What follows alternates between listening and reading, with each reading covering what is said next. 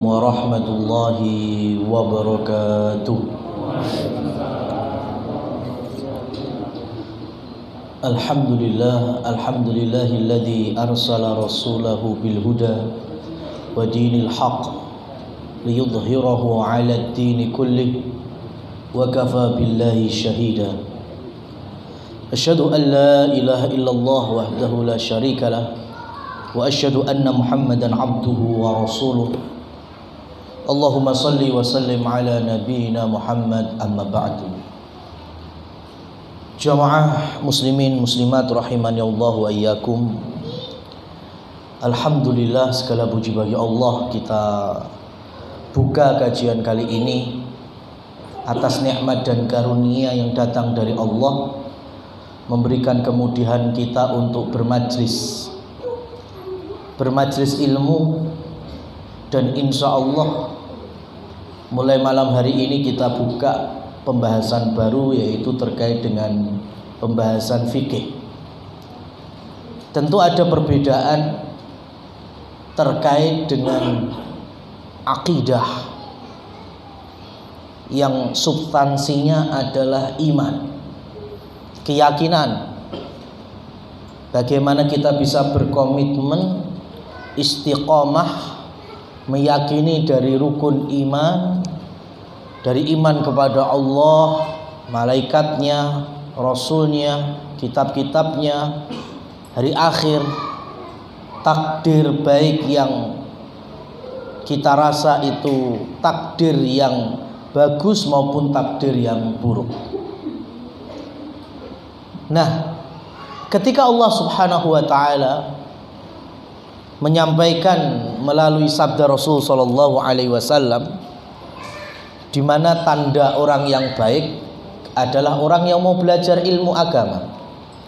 Man yuridillahu bihi khairan yufaqihu fiddin. Siapa saja yang Allah kehendaki kebaikan, maka Allah akan fahamkan agama. Jadi sebetulnya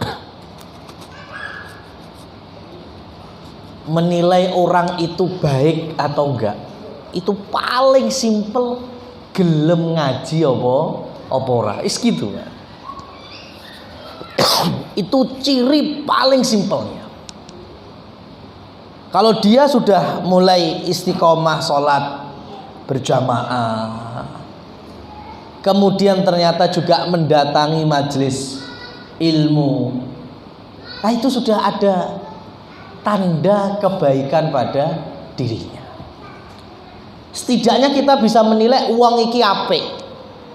Kalaupun masih ada sesuatu yang buruk dari watak, dari sikap, itu masih mending dibandingkan orang-orang yang tidak pernah datang ke majelis ilmu. Karena definisi ilmu itu apa? Ilmu itu kan definisi secara bahasa Indonesianya kan pengetahuan. Lah pengetahuan itu apa? Pengetahuan itu adalah pemahaman. Gimana orang itu paham kalau enggak belajar? Maka disebut orang itu berilmu ketika dia tahu secara teori dan dia paham. Bukti dari pemahamannya yaitu dengan dia mengamalkan. Nah ini bedanya. Kalau akidah kita paham untuk kita yakini, dan kita pegang erat-erat keyakinan itu. La ilaha illallah, sudah kita yakini bahwa semua ibadah kita, ya, semua dari ubudiyah kita hanya kita tujukan kepada Allah Subhanahu wa ta'ala. Salat kita ya untuk Allah, puasa kita ya untuk Allah, sedekah kita untuk Allah, haji kita untuk Allah. Jadi lek wis munggah kaji kok ya diundang Pak, kudu diundang Pak Haji. Nah, itu berarti lilahnya masih belum total. Karena kalau sudah lillahi ta'ala, sudah Bahkan ketika kita melakukan kebaikan, kemudian orang itu mengambil kebaikan dari kita, tapi melupakan kita, wah itu malah bagus sekali, Pak. Ya, keikhlasan kita bisa terjaga, terjamin. Uang cepet lali mbek awake dhewe. Berarti kebaikan itu sudah ada, sudah kita berikan, tapi kita dilupakan, tidak apa-apa. Itu malah nanti pahalanya di sisi Allah Subhanahu wa taala iso tikel-tikel. Daripada kita ngungkit kebaikan, alah iso malah dadi ujub, iso dadi riya, ya, iso dadi muspro pahala kebaikan kita. Nah, itu kalau akidah. Kalau fikih itu substansialnya itu amalan perbuatan. Maka pembahasan dalam masalah ini insya Allah kita akan membawa referensi yang ringkas sekali dari karya seorang alim Rabbani. Gak banyak memang muridnya, tapi sedikit muridnya bukan berarti beliau tidak mulia. Karena ketika muridnya sedikit, tapi murid yang sedikit itu menjadi ulama besar, dan murid-muridnya tersebar di dunia termasuk di Indonesia, yaitu Imam Nasir As-Sa'di rahimahullah tabaraka wa ta'ala. Imam Nasir As-Sa'di itu muridnya gak banyak, bahkan yang paling mentes cuma satu, yaitu Syekh Shalih Ibnu Utsaimin rahimahullah. Itu muridnya sing mentes siji. Tapi sing mentes siji itu menjadi ulama besar, menjadi ahli fikih dunia di abad ini, yang muridnya tersebar di seantero penjuru dunia termasuk di Indonesia. Nah, kita akan mengambil kitab beliau dalam masalah ini yang berjudul Minhajus Salikin. Sudah ada terjemahannya, dan qadarullah di beberapa toko buku saya belum mendapatkan yang kolektif atau yang banyak. Semoga di waktu ke depan bisa kita beli dengan harga terjangkau sehingga para jamaah bisa memegang sekaligus bisa belajar bareng-bareng. Kalau perlu ada catatan bisa dikasih catatan sendiri-sendiri. Ma'asyiral muslimin rahimani Allah wa iyyakum. Di awal kitab Minhajus Salikin, beliau langsung mengenalkan al-ahkamu khamsah. Karena fikih itu terkait dengan perbuatan, maka dari perbuatan itulah muncul hukum-hukum. Dan hukum dalam masalah fikih itu ada 5. Induknya ada 5. Yang pertama adalah wajib. Hukumnya wajib. Apa yang dimaksud dengan hukum wajib itu? Perintah yang datang untuk muslimin dan muslimat yang mukallaf, yang sudah baligh, yang sudah terbebani oleh syariat. Apabila muslimin muslimat ini mengerjakan apa yang diperintahkan, konsekuensinya mendapatkan pahala. Sebaliknya, jika tidak mengerjakan alias nggak mau, menolak dari sebuah perintah yang datang dari Allah ataupun Rasulullah, maka konsekuensinya mendapatkan hukuman. Hukuman di sini adalah dosa. Ini definisi wajib. Ya. Kalau Beliau menyebutkan di sini ma asyaba fa'iluhu wa uqiba tarikuhu. Wajib adalah siapa saja yang melakukan dari perintah Allah pasti dapat ganjaran, dapat pahala, diberikan sawab. Dan sebaliknya, orang yang meninggalkan maka ganjarannya adalah dihukum alias mendapatkan dosa. Ini hukum yang pertama, yaitu wajib, karena aturan perintah. Nah, kalau kita sudah belajar akidah, perintah datangnya dari Allah dan kita adalah makhluknya, hambanya, tidak ada komplain di atasnya. Kalau Allah sudah memerintahkan, sudah mengharuskan, sudah, berarti kita tinggal mengerjakan atau melaksanakannya.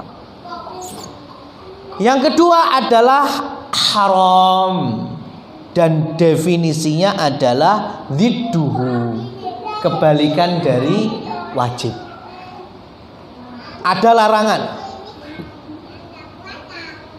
Allah melarang, Rasulullah melarang, kemudian kita menjauhi larangan tersebut sejauh-jauhnya, maka orang yang semacam ini akan mendapatkan pahala.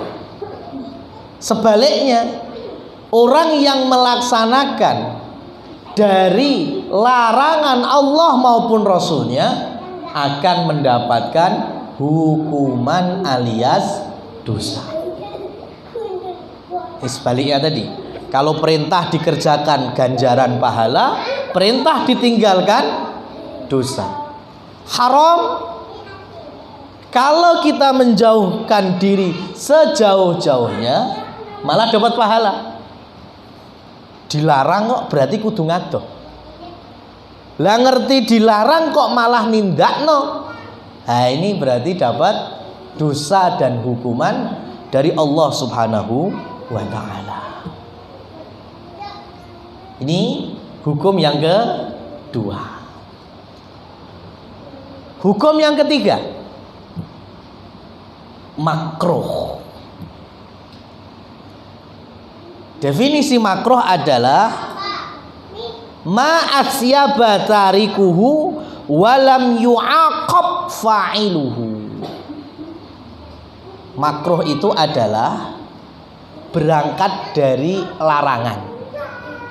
Dari larangan. Tapi larangan ini tidak sekeras dan setegas haram. Sehingga ketika ada manusia atau muslim dan muslimah meninggalkan yang makruh ini, dia dapat ganjaran karena berusaha meninggalkan larangan. Tapi kalau ternyata tetap mengerjakan, ya tidak sampai dosa. Nah, definisi ini yang kadang disepelekan. Saya ulangi, definisi makruh ini yang terkadang diremehkan. Kenapa? Karena tadi bunyinya seperti itu. Apabila tidak dilakukan dapat pahala, tapi kalau dikerjakan tidak apa-apa. Lah sing dideleng karena tidak apa-apa. Nggak lihat dulu akarnya tadi. Karena makruh itu akarnya tadi perintah apa larangan? Larangan. Jadi kalau boleh mengistilahkan, makruh itu adike haram. Ya kan? Ya, mong lek haram iku wis sampai dosa wong sing nglakoni. Lek makruh gak tekan dosa. Sehingga ketika orang terjerumus ke dalam perkara yang makruh, ya ndak apa-apa, tapi ojo bendino.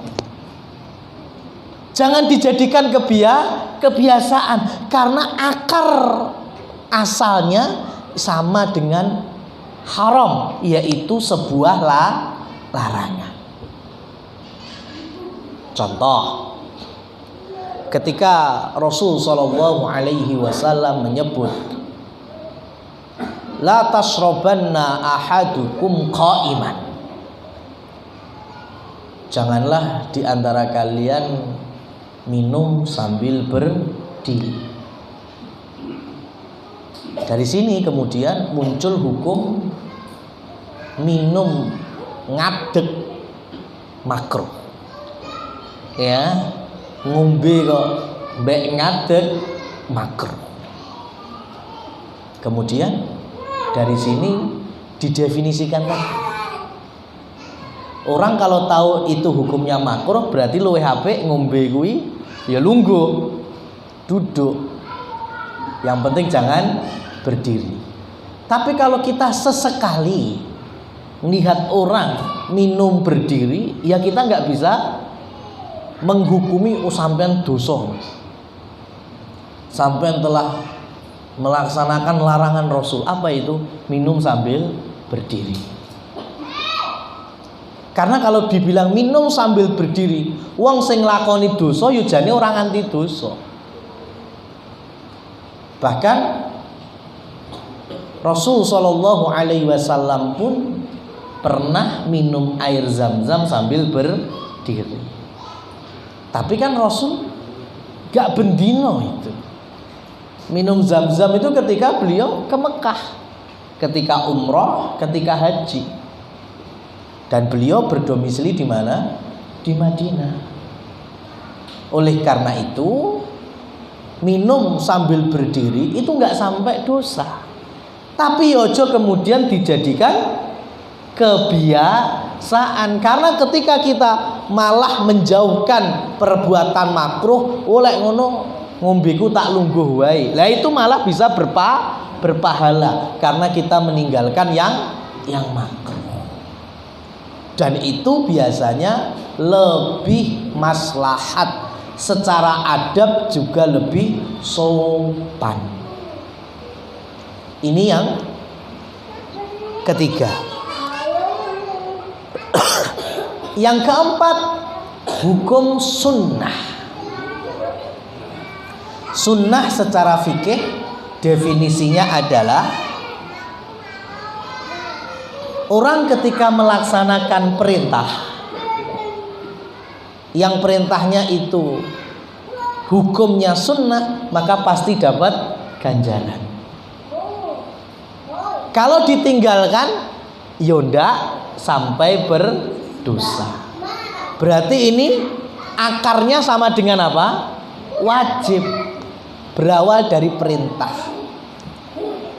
Kalau Allah Subhanahu wa taala ataupun Rasulullah Shallallahu Alaihi Wasallam sudah memerintahkan, tapi tidak setegas wajib, hanya sebatas sunnah, maka kalau kita kerjakan, kita dapat pahala. Tapi kalau kita tinggalkan, ya enggak apa-apa. Pilih ngerjakan apa pilih ninggalkan? Harusnya mengerjakan. Pokoknya jangan nggak apa-apanya itu loh. Golek penak itu. Akhirnya kita nggak punya tabungan kebaikan. Koyo-koyo wis cukup bekal kita untuk menuju hari-hari akhir itu, atau alam-alam selanjutnya. Karena kalau bisa kita ringkeskan lagi, sunnah kui adine wajib, koyo dene makruh adine haram. Kalau wajib harus kita kerjakan, kalau nggak kita laksanakan dosa. Tapi kalau sunnah ya semampu mungkin kita kerjakan, karena di situ ada pahala. Nggak ngerjakan ya nggak apa-apa. Contohnya ketika ada nas hafidhu ala sholawat, jagalah kalian ya yang disebut dengan sholat wajib 5 waktu. Kita diminta komitmen istiqomah, ojo sampai merucut. Jangan sampai kita meninggalkan sholat wajib 5 waktu.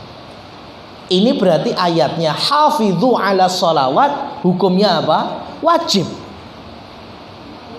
Kita tinggalkan subuh ya dosa. Kita tinggalkan duhur, asar, apalagi 5-5-nya, sholat ukur jemahan tok, atau sholat ketemu ba'do tok. Nah ini sudah terlalu meninggalkan kewajiban yang wajib besar, di antaranya sholat 5 waktu. Tapi juga ada dalil hadis Rasul sallallahu alaihi wasallam, sallu qablal maghribi liman yasha. Rasul sallallahu alaihi wasallam memberikan motivasi terkait dengan sholat qobliyah maghrib. Sholatlah kalian sebelum maghrib, artinya sholat sunnah qobliyah. Kemudian di belakangnya limai yasa, sopo sing gelem. Kalau yang tadi kudu gak jogo sholatmu, sholat 5 waktu. Ini di sana ada perintah wajib. Lah kalau yang kedua tadi, lek awakmu gelem sholat qobliyah maghrib, sholato, sopo sing gelem sholat, sholato. Ada perintah? Ada. Tapi ternyata di situ ada pilihan. Sing gelem sholat, sing gak gelem, ya berarti gak sholat qobliyah juga ndak apa-apa. Tapi yang sholat dia dapat pahala. Bisa membedakan ya. Jadi kalau ada perintah seperti ini, jangan pergi. Ini berarti nopo sifatnya? Larangan, wajib, kudu. Sama perintah yang kedua, lebih baik kamu tidak pergi. Nah, bisa membedakan toh? Nah, yang pertama ini tegas, ojo pisan-pisan lungo. Oh berarti lek sampai lungo, wah malah dosa. Tapi yang kedua, luweh becik rasa lungo. Nah ini berarti ada himbauan. Ora lungo, oh berarti malah entuk pahala. Lah kok maksa lungo, ya wis ora apa-apa.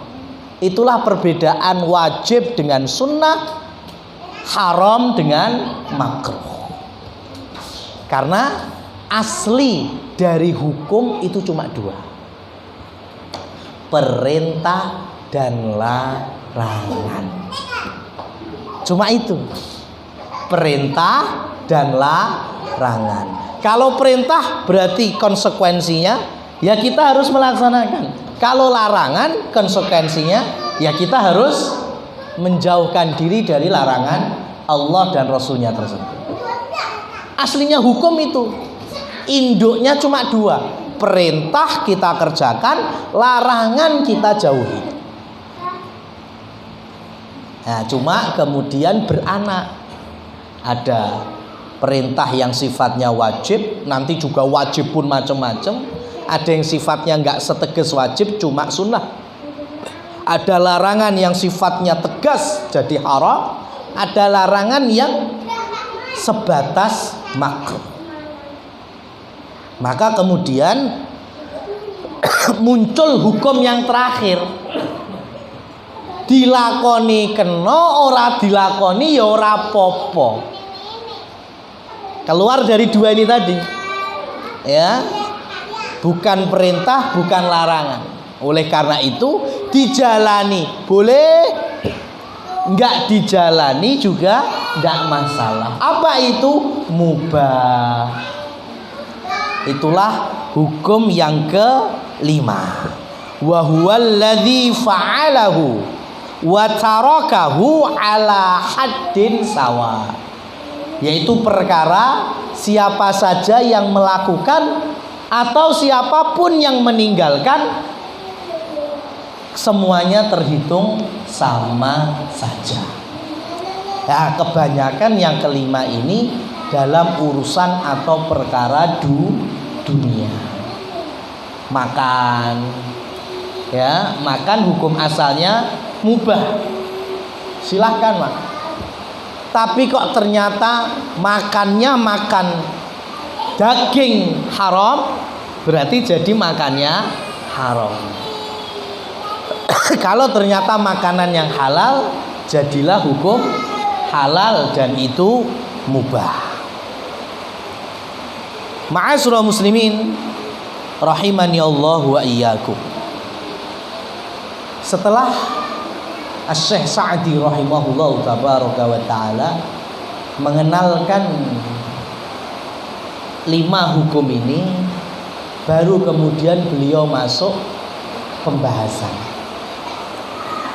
Dan pembahasan yang pertama dikenal dengan judul Kitabut Thaharah, yaitu bab Thaharah. Thaharah itu maknanya bersuci. Kenapa ditaruh di depan? Kenapa enggak sholat dulu? Kenapa enggak bahas sedekah dulu, zakat dulu? Dan ini menjadi keumuman para ahli fikih, meletakkan pembahasan bersuci itu di depan. Kenapa? Karena pembahasan paling utama adalah sholat, dan syarat sahnya sholat adalah bersuci. Bagaimana kita bisa sholat dengan baik kalau syarat sahnya saja belum terpenuhi? Makanya dikenalkan wudhu, mandi, macam-macam, ya, istinja, istijmar, ya, cebok dan sejenisnya. Maka pembahasan pertama adalah pembahasan bersuci. Dan bersuci itu ada 2. Ada yang sifatnya thaharah hissi atau disebut dengan thaharah maknawi. Yang kedua adalah thaharah badani atau jasad, fisik. Ya, jadi bersuci itu ada 2. Suci yang pertama suci batin. Dari apa? Kotoran syirik. Ya, kotoran-kotoran yang bisa menodai tauhid kita. Maka setiap pokok dasar Islam mesti awalnya masalah batin dulu. Buniyal Islamu ala khamsin. Beliau sebutkan dalil ini. Islam terbangun di atas 5 perkara. Yang pertama, syahadah alla ilaha illallah wa anna muhammadan rasulullah, yaitu syahadat tauhid kita kepada Allah, syahadat kita kepada Rasul. Artinya memurnikan semua peribadatan hanya untuk Allah, dan peribadatan kita harus sesuai dengan apa yang Rasul contohkan. Iman kita kepada Allah, iman kita kepada Rasul. Urusan apa itu? Batin. Baru kemudian kelihatan fisiknya, sholat, gerakannya fisik, puasa, ngempet luwe weteng fisik, ya, zakat, ya, harta fisik, zakat mal. Kemudian haji pakai duit juga, pakai fisik juga. Rasul Shallallahu Alaihi Wasallam ketika ayat pertama jadi Rasul, bukan ayat pertama jadi Nabi, ya. Kalau surat pertama jadi Nabi, ayatnya kan Iqra bismi rabbikal ladzi khalaq. Tapi kalau ayat pertama yang itu mentahbiskan Nabi kita Muhammad Sallallahu Alaihi Wasallam jadi Rasul, yaitu Al-Mudaththir. Ya ayyuhal mudaththir, hei manusia yang berselimut, yaitu Nabi kita saat beliau tidur. Qum fa'andir, bangun, berdakwah, sampaikan kepada manusia. Ya, qum fa'andir wa rabbaka fakabbir. tinggikan nama Allah, tinggikan nama Rabb. Wa thiyabaka fatahhir. Nah, kemudian dan sucikanlah pakaianmu. Sebelum diminta mensucikan pakaian, Allah memerintahkan Rasul wa rabbaka fakabbir. Tinggikan dulu asma Allah. Nah, ini bagian dari batin dulu. Kalau sudah bersih jiwa, baru kemudian kita juga butuh bersih badan. Itulah pentingnya kita ngaji tauhid sebelum kita ngaji fikih. Ya, kenapa? Karena ada orang yang sholat di masjid, ya, tapi selain sholat di masjid juga sholat di kuburan. Nah, ini kan berarti masih ada noda dalam jiwanya, masih ada kotor dalam tauhidnya. Neng masjid ranate ngaji khatam, neng omah ranate khatam Quran, lah mboso neng ngarep kuburan iso khatam Quran. Lah ini kan berarti ada masalah dalam akidahnya. Rasul sallallahu alaihi wasallam ngendikan, dan itu bagian dari wasiat beliau, ojo mbok gawe omahmu kaya kuburan. Artinya apa? Supaya rumah kita jadikan tempat ibadah, sholat sunnah, ngaji, tilawah. Kalau kuburan ya sudah, biarkan kuburan seperti itu. Rasul Shallallahu Alaihi Wasallam melarang untuk memberikan penerangan di kuburan. Ya, kuburan itu kan berarti sifatnya jamak. Ya, ora oleh ngkei lampu kecuali hanya untuk memberikan apa istilahnya warning, peringatan dalan. Enek dalan, enek kuburan. Ben wong ketok iki dalan ndi sing kuburan, enek lampune.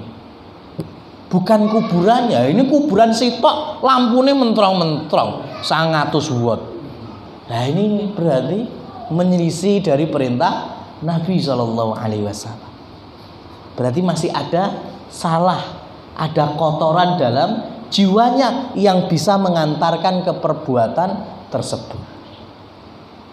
Jadi yang dimaksud dengan toharoh itu ada dua: bersuci dari kotoran batin, yaitu noda-noda syirik. Makanya di sini ilmun, ya, wa'tiqad waltizam annahu la yastahiqqul uluhiyah wal ubudiyah illallah wahdah la syarikalah.